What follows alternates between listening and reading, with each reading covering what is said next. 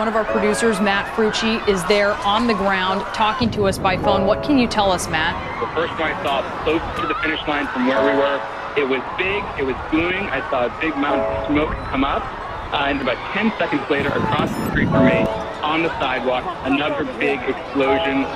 People are hurt. They've stopped the Boston Marathon. Everyone rushed indoors. I'm now inside the Copley Plaza Mall looking out on the scene, and I can see swarms of police officers treating people on the scene. I count at least 5, 6 people. And I can remember walking through the finish line corral, which is like 3/4 of a mile long or so, and you get some food and you get your medal, and you pick up your stuff, and you're able to go to an area where you meet your family. And I saw my wife, and like I started crying, which at this point, in light of everything else that happened, seems so petty. But I was disappointed, and I didn't run well. And my wife said, "Hey, do you want to stay down here and kind of enjoy the atmosphere, or do you just want to go back to the hotel?" And I said, let's just leave. And so we walked a couple blocks and got on the subway. And it was while we were on the subway that both bombs went off near the finish line.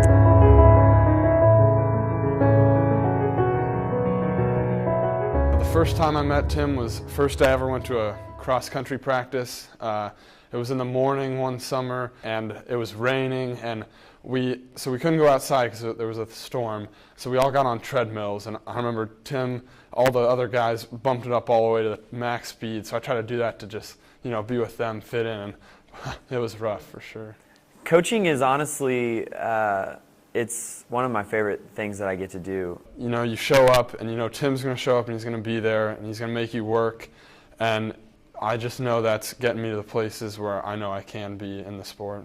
So I realized a few weeks into cross-country practices that if you actually wanted to be around the athletes, then you were going to have to run with them. At first I thought, maybe I'll do a 5K or a 10K or something, and then I was like, well, maybe I'll just do a half marathon. I mean, we run a lot. I think I could do a half marathon. And by the time I got in shape to do a half marathon, I thought, what the heck? I'll just go for it and do a marathon.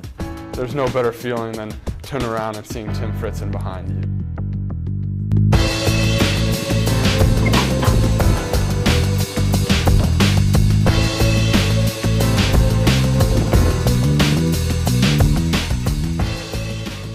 I was fortunate enough to qualify for Boston on my first try at that marathon in Dallas. I got cell phone service, and we had a lot of text messages that were, "Are you guys okay? Were you near the finish line?" And I literally had to use like Twitter to figure out exactly what had happened, that there had been a couple of explosions at the finish line.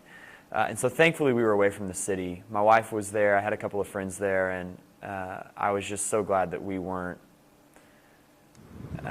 in the area. And then the more I thought about the city and the community of just the running community as a whole, I thought, if they do this, if they have the marathon next year, which they were instantly saying, we will run this in 2014, then I want to be there. I want to be a part of showing not just the nation, but the world, that senseless acts of violence and terrorism aren't going to stop us from living.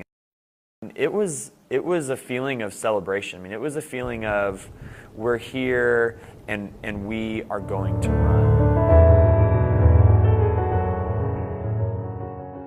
He is my best friend's older brother, and my best friend Ryan and Chad kind of became like brothers that I didn't have. Tim was kind of our third son. I've got Chad, and then Ryan's our youngest son, and Ryan and Tim were best friends growing up, and Tim was always at our house, and grew up just kind of with Chad as his older brother. Running is something that over the last 4 years, he and I have shared a passion for. And when he and his wife moved back to Kansas City, Chad and I have always been friends, but it kind of instantly re-galvanized our relationship, if you will. Once the running bug got both of them, they just were almost inseparable in terms of talking about running and the excitement of running Boston. And then the first time Tim ran, Chad was just on cloud nine, just watching every minute of it, watching every time he could, And so it was pretty cool.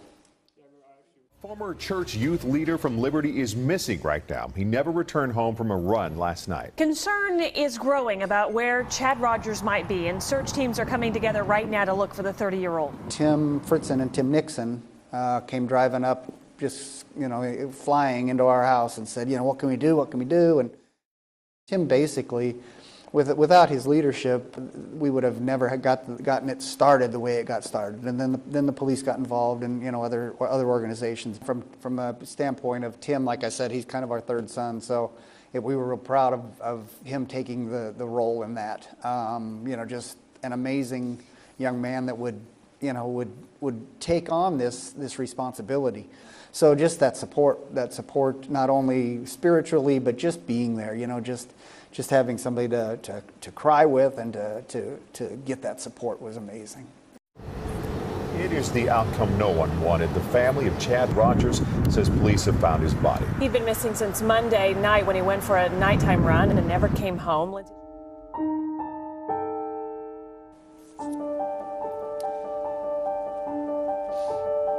His strong faith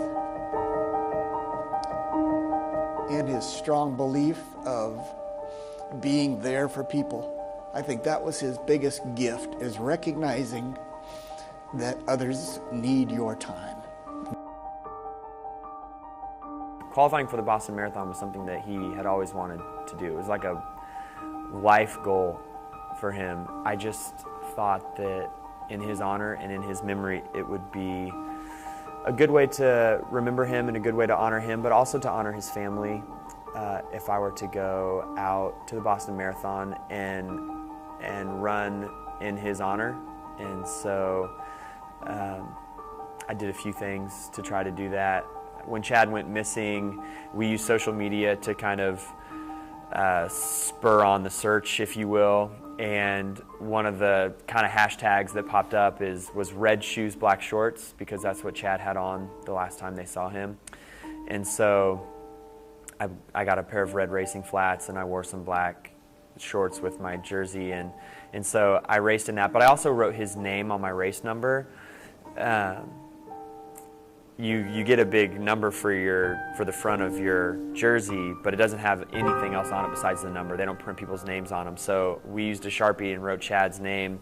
And one of the cool things about the Boston Marathon is that when spectators see that, they'll cheer for you by name. They don't know you. I mean, they're just cheering for some stranger. But so it was really cool, and multiple times on the course it brought tears into my eyes. I was glad I had sunglasses on because as I'm running, people would say, "Great job, Chad.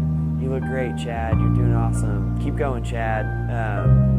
And so I got to hear that, and I wish his family could have been there to hear that too.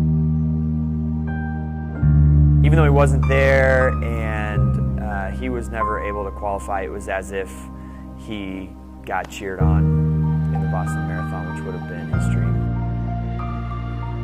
We race for Tim, and Tim races for Chad, and we'd like to think Tim maybe races for us a little bit too, but no, it was great that Tim was able to do that for Chad, and I know Chad was looking down smiling on him, because I mean, that's his dream, and to have a guy like Tim fulfill it for him, that's pretty special.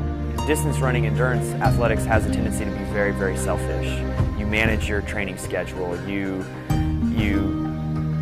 Your family has to sacrifice time and those sorts of things, and it's about how fast can I run and what can I do. And I just wanted to be sure that at least for me personally, the entire thing was about something greater than myself.